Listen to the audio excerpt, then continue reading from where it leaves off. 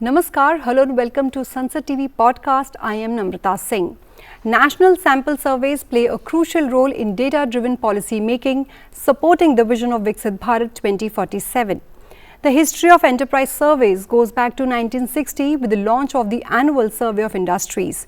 In this episode, we decode the role and relevance of these surveys conducted by the Ministry of Statistics and Program Implementation to understand how businesses in India operate, grow and tackle challenges.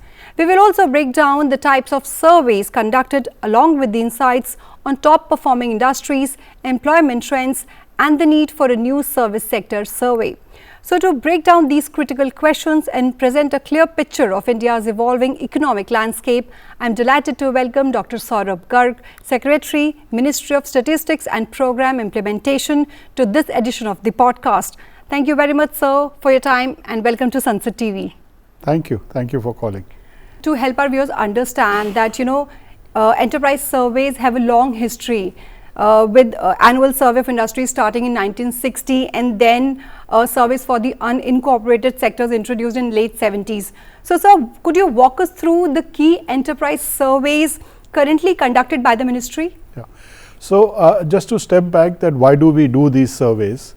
In order to get a sense of the gross domestic product, which is also to understand the economy, we need to know how the different sectors of the economy are doing. And as you know, there are three basic sectors: agriculture, industries and services.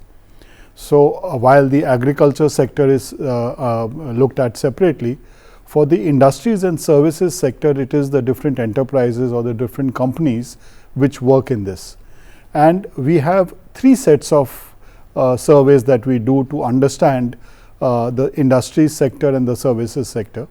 One is the annual survey of industries, which looks at the formal manufacturing sector. Okay. The second is the annual survey of unincorporated sector enterprises, which looks at the informal sector, both for manufacturing and services. Okay. And the third that we have just starting now is the annual survey of service sector enterprises, which looks at the formal services sector. Okay. So, a combination of this gives us a very good understanding of where industry, where services is going, and therefore where India is heading ahead. Okay. So, sir, could you also share with us which enterprise surveys are currently being conducted by the NSO? There are two which are undergoing right now. The annual survey of industries, it's an annual survey, as you can understand. All right. And the second is the annual survey of unincorporated sector enterprises. The third, which is the annual survey of service sector enterprises, is a new survey. We just completed the pilot. We released the results just last week, and that we will be starting from 1st January 2026. Okay. So, talking about the annual survey of services sector enterprises, which is relatively a new, you just mentioned, Yes. initiative that Yes. reflects the growing importance of the service sector in the Indian economy. Yes. So, sir, could you tell us why there was a need to launch a separate survey altogether? Yeah. So, as you would know that the composition of the GDP of the country has been changing, and now nearly over 50%, in fact nearly 60% of the economy is the services sector. Right, right. So, to get a better understanding of the services sector, we are doing this survey, and this will also help in a second manner, that we are now looking at how to not only look at the national GDP, but also look at the gross state domestic product, which is the GSDP at the state level. So, that it will also help us to give a better sense of how different states are doing on the services, and that is why we have launched this new survey. Okay, okay. So, and if I may ask, sir, how many enterprises are there in all in India, and how many are surveyed? Yeah. So, I will break it up into three parts. One is the organized manufacturing. There are about 2 lakh enterprises. Okay. And in the ASI we do a substantial nearly 50 to 70,000 enterprises we survey. So, it's a quite a, yeah. it's a queue out of the 2 lakh which are there. Right. In the service sector, there are about 7 lakh enterprises in the service sector. In the pilot that we did recently, we had targeted to have around 10,000 enterprises, The actual pilot had slightly less than 5,000 who responded, and we will be then now deciding from 1st January 2026 that what should be the survey size, which will give us sufficient understanding of that sector, but that might be anywhere between 30 to 50,000 enterprises. Okay. The largest is the informal sector, which has nearly 7.5 crore enterprises, and that's the largest. For the annual survey of unincorporated, we do about 5 lakh, Okay. 2.5, around 2 lakh in the urban and 2.5 in the rural sector. so total around 5 lakh. There is a stratified sampling methodology we follow, so that to ensure that it is representative and that the results that we get are sufficient to take care and give an idea of the entire 7.5 crore enterprises. So, what are the top industries in registered manufacturing sector in India as per the ASI? Now, regarding the top industries in the manufacturing sector, the registered manufacturing, as you would expect, the largest is food products. Oh. So, food products, etc. The second largest is non-metallic mineral products. Okay. So, that's a very large sector, and the third is textiles, apparels, textiles. So, that's major. They are the top performing. They are the largest in terms of size, Okay. largest in terms of value added, and largest in terms of number of people they employ. In fact, textiles employs slightly more than other minerals. So, food products and textiles are two major sectors in the manufacturing sector. What are the top industries in unincorporated non-agriculture sector and non-construction sector as per the ASUSE? Yeah. So, in the non-enterprising, as you would expect, the different service industries are the largest. Okay. So, you have different sectors in the services that are being given, and trade, because a lot of the trading is done in that sector. You have shops and establishments. So, a number of services, for example, like hotels and restaurants and cab services, different services that are given to people, they are the largest in that. And manufacturing in the unincorporated sector comes in at the third level. So, it's trade and services and trade which are the top two. Okay, okay.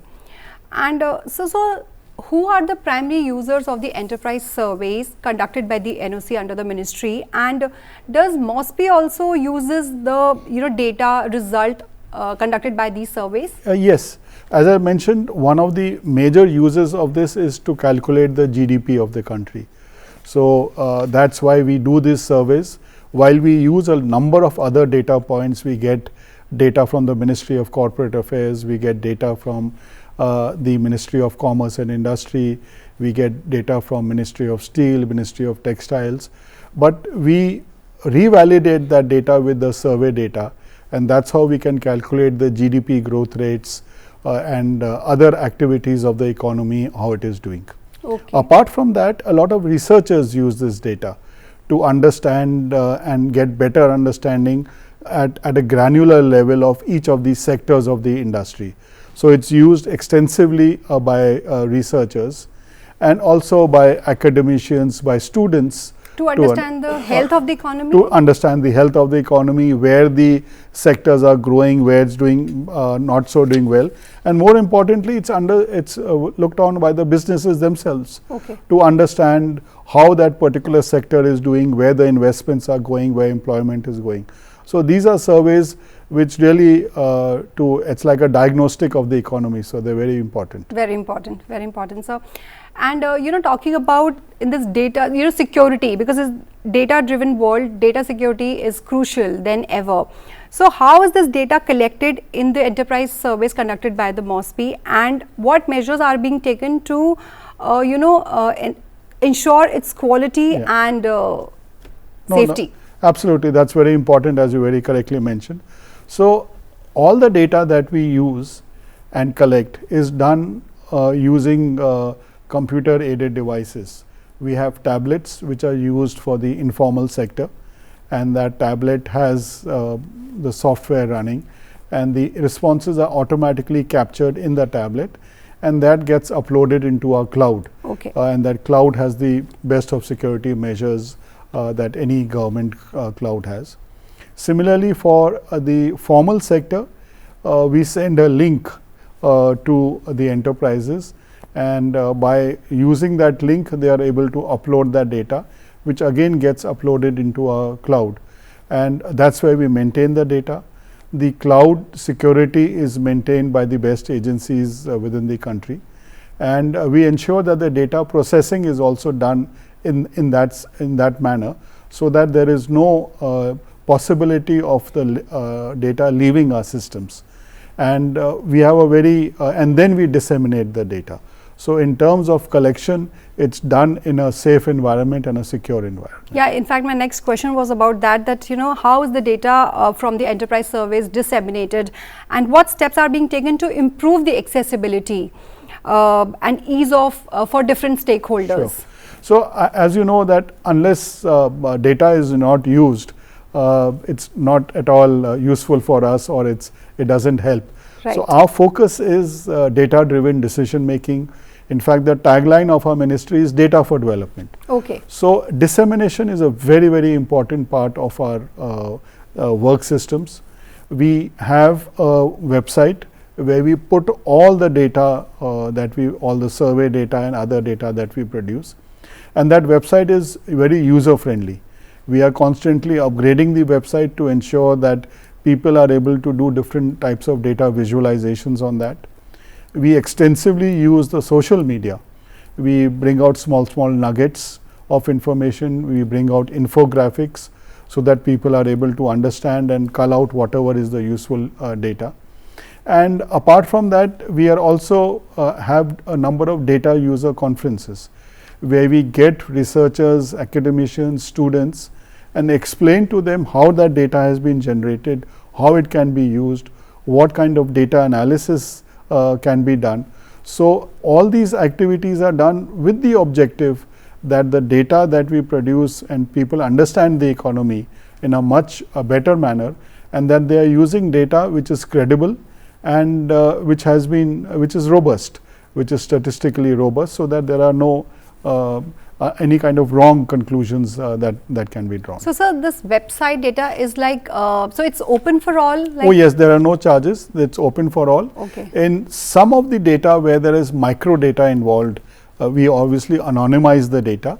There is a provision for registration, but that's an immediate registration, but we don't charge for our data. That is our policy, since all the data is produced by the government, and the focus in the Viksit Bharat 2047 is obviously on data driven decision making. Right, sir.